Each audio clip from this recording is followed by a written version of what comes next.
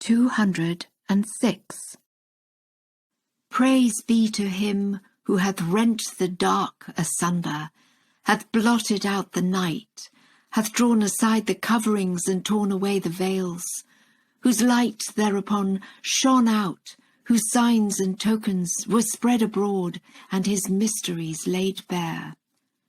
Then did his clouds part, and loaded down the earth with his bounties and bestowals, and made all things sweet with rain, and caused the fresh greenery of knowledge and the hyacinths of certitude to spring forth, and to shake and tremble for joy, till the whole world was scented with the fragrance of his holiness.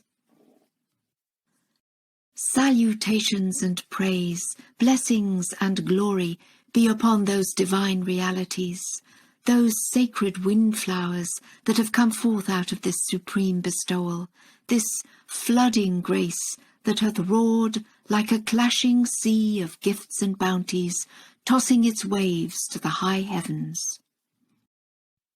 O God, my God, praised be unto thee for kindling the fire of divine love in the holy tree on the summit of the loftiest mount, that tree which is neither of the east nor of the west, that fire which blazed out till the flame of it soared upward to the concourse on high, and from it those realities caught the light of guidance and cried out, Verily have we perceived a fire on the slope of Mount Sinai. O God, my God, increase thou this fire as day followeth day, till the blast of it setteth in motion all the earth. O thou, my Lord, kindle the light of thy love in every heart, breathe into men's souls the spirit of thy knowledge, gladden their breasts with the verses of thy oneness. Call thou to life those who dwell in their tombs, warn thou the prideful, make happiness worldwide, send down thy crystal waters, and in the assemblage of manifest splendours pass round that cup which is tempered at the camphor fountain. Verily art thou the giving, the forgiving, the ever-bestowing. Verily art thou the merciful, the compassionate. O ye loved ones of God, the wine-cup of heaven overfloweth, the banquet of God's covenant is bright with festive lights, the dawn of all bestowals is breaking, the gentle winds of grace are blowing, and out of the invisible world come good tidings of bounties and gifts. In flower-spangled meadows hath the divine springtime pitched its tents, and the spiritual are inhaling sweet scents from the Sheba of the Spirit, carried their way by the east wind. Now doth the misting nightingale carol its odes, and buds of inner meaning are bursting into blossoms delicate and fair. The field larks are become the festival's musicians, and lifting wondrous voices they cry and sing to the melodies of the company on high, Blessed are ye, glad tidings, glad tidings. And they urge on the revellers of the Abha paradise to drink their fill, and they eloquently hold forth upon the celestial tree and utter their sacred cries. All this that withered souls who tread the desert of the heedless, and faded ones lost in the sands of unconcern, may come to throbbing life again, and present themselves at the feasts and revels of the Lord God. Praise be to him! The renown of his cause hath reached to east and west, and word of the power of the Abha beauty hath quickened north and south. That cry from the American continent is a choir of holiness. That shout from far and near that riseth even to the company on high is Ya Baha'u'llah. Now is the east lit up with a glory, and the west rose sweet, and all the earth is fragrant with ambergris, and the winds that blow over the holy shrine are laden with musk. Ere long shall ye see that even the darkest lands are bright, and the continents of Europe and Africa have turned into gardens of flowers and forests of blossoming trees. But since the dawning of this day star was in Persia, and since from that orient the sun shone upon the west, it is our fondest hope that the flames of love's fire should blaze ever more vehemently in that land, and that there the splendour of this holy faith should grow ever more intense. May the tumult of God's cause so shake that land to its foundations. May the spiritual force of his word so manifest itself as to make Iran the core and focus of well-being and peace. May rectitude and conciliation and love and trust issuing forth from Iran bring immortality to all on earth. May she raise on the highest summits the banner of public order, of purest spirituality, of universal peace. O ye loved ones of God, in this the Baha'i dispensation, God's cause is spirit unalloyed. His cause belongeth not to the material world. It cometh neither for strife nor war, nor for acts of mischief or for shame. It is neither for quarrelling with other faiths, nor for conflicts with the nations. Its only army is the love of God. Its only joy, the clear wine of his knowledge. Its only battle, the expounding of the truth. Its one crusade is against the insistent self, the evil promptings of the human heart. Its victory is to submit and yield, and to be selfless is its everlasting glory. In brief, it is spirit upon spirit.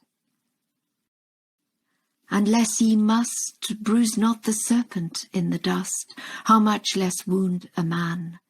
And if ye can, no ant should ye alarm, much less a brother harm.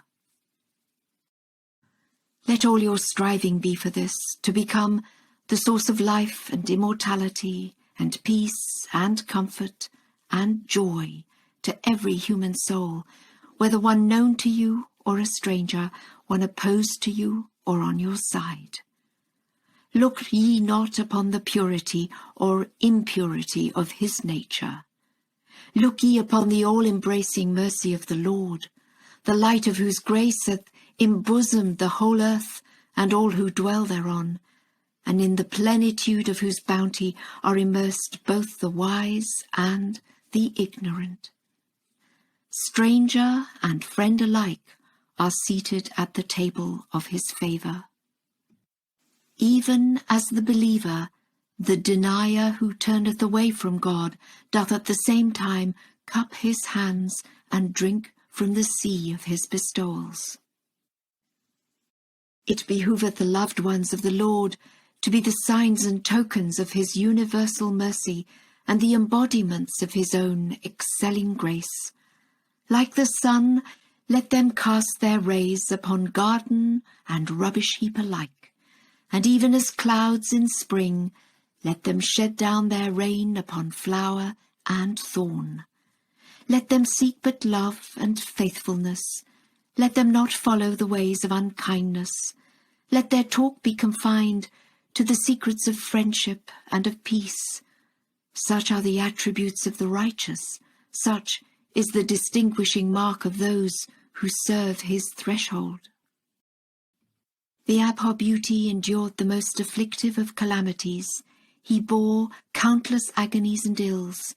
He enjoyed not a moment's peace, drew not an easeful breath. He wandered homeless over desert sands and mountain slopes. He was shut in a fortress and a prison cell. But to him, his pauper's mat of straw was an eternal throne of glory, and his heavy chains a sovereign's carcanet. By day, by night, he lived under a whirling sword, and he was ready from moment to moment for death on the cross. He bore all this that he might purify the world and deck it out with the tender mercies of the Lord God, that he might set it at rest, that conflict and aggression might be put to flight, the lance and the keen blade be exchanged for loving fellowship, malevolence and war turn into safety and gentleness and love, that battlefields of hate and wrath should become gardens of delight, and places where once the blood-drenched armies clashed be fragrant pleasure grounds.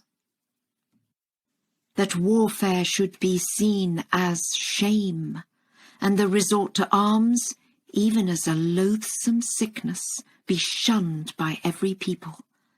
That universal peace raise its pavilions on the loftiest mounts, and war be made to perish for ever from the earth. Wherefore must the loved ones of God laboriously, with the waters of their striving, tend and nourish and foster this tree of hope. In whatsoever land they dwell, let them with a whole heart befriend and be companions to those who are either close to them or far removed. Let them with qualities like unto those of heaven promote the institutions and the religion of God. Let them never lose heart, never be despondent, never feel afflicted. The more antagonism they meet, the more let them show their own good faith. The more torments and calamities they have to face, the more generously let them pass round the bounteous cup.